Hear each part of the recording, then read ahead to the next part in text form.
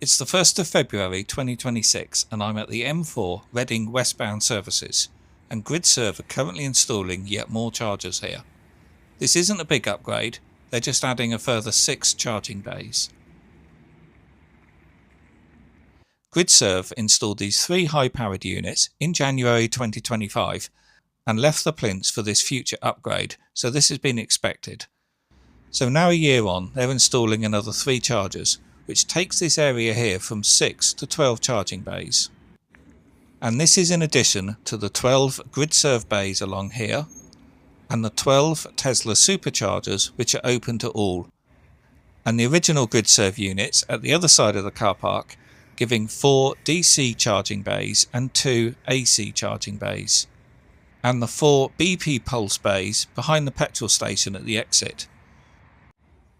So in total, the Reading Westbound Services will have a total of 46 EV charging bays.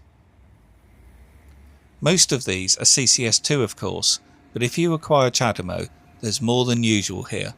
There's 6 CHAdeMO connectors in the Gridserve lineup here, 1 on the original Gridserve units, plus the 2 11 kW AC Type 2 chargers, and then both the BP Pulse units have CHAdeMO connectors also, making a total of 9 at this site.